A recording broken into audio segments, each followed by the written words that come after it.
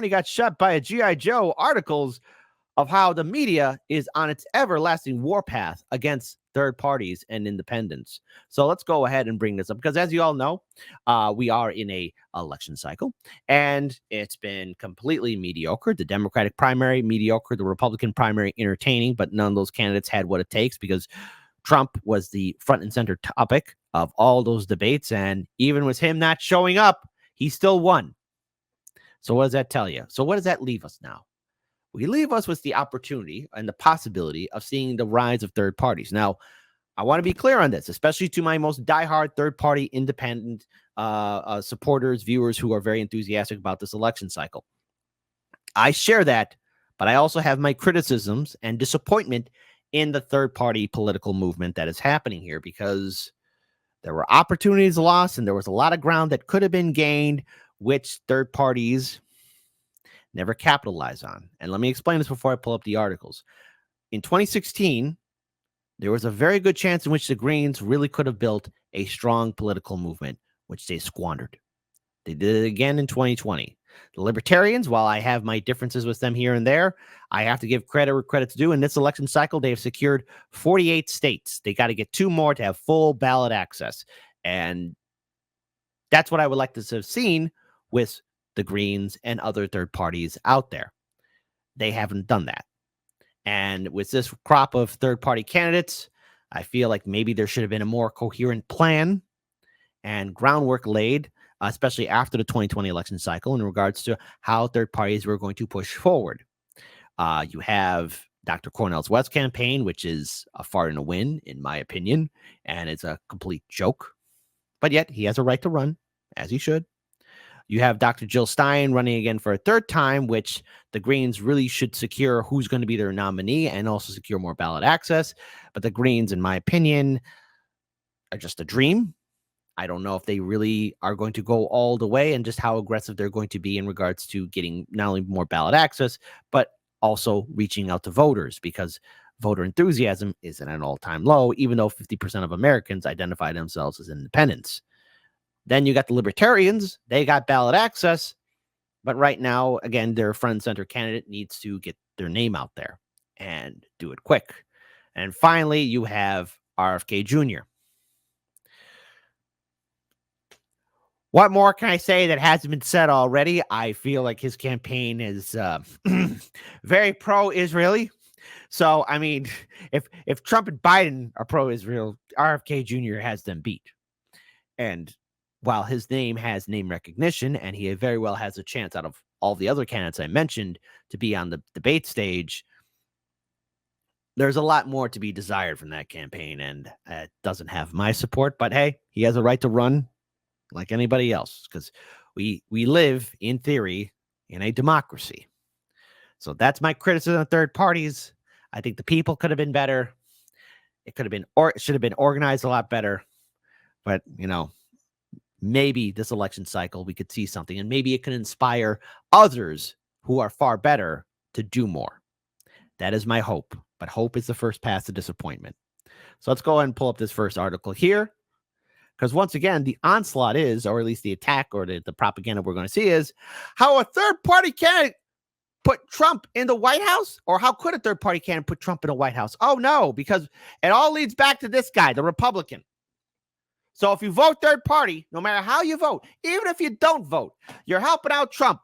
Trump, Trump, Trump, Trump, Trump. It's always about Trump. If you vote third party, your vote is going to a third party candidate. It's not going to Trump. It is not my fault or any other independent voter's fault that Biden sucks and that he's lost his coalition, Democrats. So shaming people and using corporate media to shame people won't frickin' work. Don't fall for that propaganda. But it always comes back to Trump because Trump is tap dancing in everybody's freaking head. Democrats and Republicans dominate the U.S. two-party political system. Well, no shite, Reuters.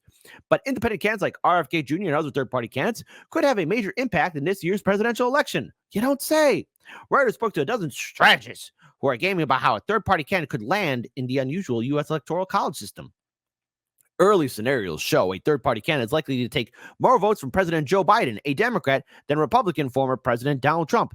Even narrow margins could make a difference in a handful of battleground states that are decided by a thin sliver of votes that could go Democrat or Republican. Oh my goodness. Those states are crucial in amassing the 270 electoral college votes needed for victory. Notice, not popular vote. My fellow Americans, your popular vote means nothing. Popular vote means nothing. In a normal democracy, it would. But we got the electoral college system. So whoever wins enough electoral college votes wins the day. Isn't that great? Huh? Your vote is nothing but a participation trophy. So November's most important battleground states: Michigan, Wisconsin, Pennsylvania, Arizona, Georgia, Nevada, and North Carolina. In the 2020 election, Biden won all these states except North Carolina. They were all decided by less than 3% of the vote. Look at that. Look at that. And this was in 2020. Kennedy is running on a platform of limiting U.S. intervention in foreign conflicts. Bull! Ha! Cheaper housing and reining in corporate power, and has positioned himself as an outsider alternative to Biden and Trump. He has the support of 15% of registered voters in a recent Reuters IPSOS poll shows. So even a fraction of that support could be meaningful in the battleground states, which allocate all their electoral votes to the candidate who gets the most individual votes. Strategists are zeroing in on Pennsylvania, which has 19 electoral votes, and where Biden won with just 50% of overall votes in the 2020 versus Trump 48.8%. If Biden loses Pennsylvania, he need a repeat win of Georgia, Arizona, Wisconsin, Michigan to get to 270. If he loses Georgia too, then Trump, oh my goodness gracious, Cretaceous, wins the White House. So this article is saying how third parties are going to be fundamentally important for Trump winning. Democrats, especially you strategists out there, maybe instead of being shocked about third parties, maybe you need to have that moment, a come to Jesus moment. Look at yourself in the mirror and realize, hey, our party sucks and we never followed through with our voting base. Hey, a lot of voters are waking up and realizing that the two-party system is nothing but a joke. And hey, by the way, look at the voter turnout. Compare the voter turnout from 2016 and 2020.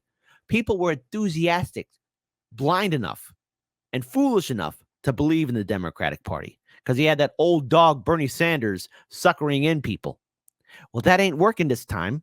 Corporate media did a fantastic job with the hit jobs, as did the Democratic Party, but also Bernie Sanders did a fantastic job being a cuck and suckering in voters. But now that enthusiasm, that lightning in the bottle is gone. You can't do a click, copy, paste, repeat, and your tactics about blaming third parties won't work, especially when people aren't turning up to vote. 20% in my state alone, 20% of voters turned up to vote. That means 80% of the state population here in Illinois either didn't give a damn to vote or didn't know that voting was happening. And this has been a repeat all across the country, voter turnout. Now, maybe as the election intensifies and the hype train is being brought up about how dangerous Trump is, okay, maybe voter turnout might turn up a little bit higher. But 50% of the U.S. population identifies itself as independent.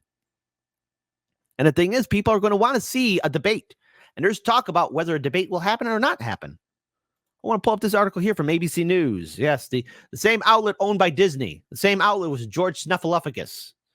Will RFK Jr. and third-party contenders even make the ballot in November? And there is a possibility of, yes, they very well could. I know that the Libertarians have secured it. The Greens have at least 21 states. As for Dr. Cornel West, far in a win. And RFK Jr., possibly. Many Americans haven't come to terms with the reality that President Joe Biden and former President Donald Trump have clinched their party's nominations. I have, and I saw this happening. I said this would happen in 2020. I said this would happen in 2020. So no, I have come to terms with it. Everybody else has finally caught up. And you, my viewing audience, because you subscribe to Hard Lens Media, you hip cool cats are also made aware of it too. That's why I love you. And polls have shown that many voters are anything but happy at the prospect of a 2020 rematch. Yeah, because nothing's more exciting than seeing two old men fight over a cold bowl of soup, a cold bowl of potato soup to be more precise. That soup being America. There you go. This disenchantment could open the door for third-party and independent presidential candidates to win more votes this year than they usually do. Outside campaigns by independent RFK Jr. And bipartisan group No Labels and progressive contender Cornel West, along with long tenured third parties like the Libertarians and Greens, stand ready to attract voters unhappy with the two major parties' presumptive nominees. And while none of these alternative candidates has much of a chance of winning, because of course corporate media has to put that in there, their campaigns could help influence, or as critics say, might spoil the outcome of the 2024 contest. Well, first of all, you can't spoil something that is already rotten. Number two, if you vote for a third-party candidate, your vote is going to that third-party candidate. No debate about it. And your vote isn't entitled to the Republican or Democrat nominee. My vote is going to be my vote. And I said before how I am going to participate in the November election. I'm going to vote. I'm going to vote independent and third party, and then I'm going to cook a nice ribeye steak dinner. That's what I'm going to do. And then I'm going to move on with the rest of my day, as I should, because tomorrow's a brand new day. Yet the chance of winning votes, these candidates first need to qualify for the ballot in each of the 50 states and Washington, D.C., a task that is often easier said than done. Across the country, candidates and their allies are spending substantial resources mounting signature drives, forming new parties, or facing litigation to meet qualification requirements that sometimes differ significantly from state to state. Illinois is extremely draconian when it comes down to third parties and independents. Overall, the success rate of each minor candidate could vary considerably, but past elections suggest that the highest profile contenders or third parties will make the ballot in most states. Who's made the ballot so far in the 2024 race? Broadly speaking, candidates can qualify for the ballot in two ways, as an independent candidate or as a nominee of a qualifying party or organization. States vary in terms of which course is more arduous. When it comes down to qualifying as a party organization, a third-party campaign generally needs to meet a certain amount of thresholds, which is, garnering enough petition signatures, convincing enough voters to register under the party label. Minor parties that already have ballot status may also need to meet the minimum support thresholds in voter registration or in most recent election to maintain it. Meanwhile, independent candidates generally need to gather signatures to qualify, though such a campaign can also give itself a party label in many states. In the face of differing state-to-state regulations, making the ballot in each state is an expensive and sometimes litigious process. So that means it's telling you that the Libertarian Party right now has at least 37. Correction, they have at least most ballot access right now. ABC News, as does the Greens. So it's getting ballot access. So the Libertarians are in this position because they are arguably the most well-supported minor party nationally. About 3 times as many registered voters as the next closest third party, the Green Party. For their part, the Greens look to have access in about 21 states, and they have recently submitted signatures in South Dakota. Good for them. No Labels, which is a Democrat-Republican think tank, the bipartisan group behind the cycle's most ballyhooed third-party bid, seems on course to overtake the Greens. Overall, the organization claims to have qualified in 18 states, while Ballot Access News noted that the group has completed its registration or signature drives to qualify as a party in at least 4 other states. Isn't that fantastic? And then finally, of course, got to pull this up here. Jen Psaki, remember her? Sounds alarm on huge problem third-party candidates pose to Biden. Look at that. So she is saying, so Jen Psaki declared third-party candidates to be one of the biggest threats to President Joe Biden getting elected. The biggest threat to Joe Biden not getting elected is Joe Biden himself and how his administration failed the people. The former White House press secretary joined Morning Joe on Thursday, and during a discussion of third-party efforts in the upcoming presidential election, Psaki sounded the alarm, especially on independent candidate RFK Jr., whom she said is still beloved in critical states like Georgia and Michigan. Morning Blow host Mika, blink twice if you need help. Asked Psaki what could be motivating candidates like Kennedy when critics are accusing him of potentially benefiting Donald Trump in November. Wow, I don't want to be in RFK Jr.'s brain where he didn't believe in science and all sorts of other things. This is the biggest challenge, Psaki said. The MSNBC host said Trump has broad appeal in his base, but could struggle with independents, some of who could choose third-party candidates instead of Biden. He has problems among independents and with an expanded electorate, but these third-party candidates are a huge problem, and there's a number of them. And if you look at RFK, it's name recognition issue. That name, she continued, carries some more weight in states like Georgia, and RFK Jr. has managed double digits in states like Michigan. Psaki claimed those who vote for RFK Jr. are likely wouldn't know a lot about the fact that he is an anti-vaxxer who is a conspiracy theorist. There's an aggressive effort that the campaign has been working with the Democratic National Committee on to run on this, but it needs to be broad. People need to be shouting it from the rooftop because this is one of the biggest threats to Joe Biden being reelected. So the warpath against third parties is forever ongoing. The propaganda is real. The fear-mongering is real because, let's face it, the Democrats have nothing to run on. They don't have a leg to stand on. They are fearful. They are children. They are weak. And corporate media and their shield wall is starting to break. And now I don't know whether or not the third-party candidates can secure enough to actually maybe for all of them to be on the ballot and to be on the debate stage. It would be a sight to see if we would have a presidential debate where third-party candidates as well as a Democratic and Republican nominee debating each other. That would be a sight to see, but I don't think that's going to happen because corporate media and the two-party system want to make sure that the American people are still suckered, convinced, to vote either Democrat or Republican. Ideally, I would like to see a third-party candidate win one electoral college vote. Could that happen? The answer is the most definite no. But who knows how this election cycle will play out? The American people are not excited about seeing Joe Biden versus Trump again. 50% of the population, as I said before, identifies itself as independent. And corporate media, since they don't have a Bernie Sanders to attack, have to find a new opponent to convince voters that Trump is a threat and that they have to support Biden. And the victims are going to be third-party candidates, independents, and their supporters. So this election cycle, we're witnessing the warpath. We are witnessing the absolute unending destruction.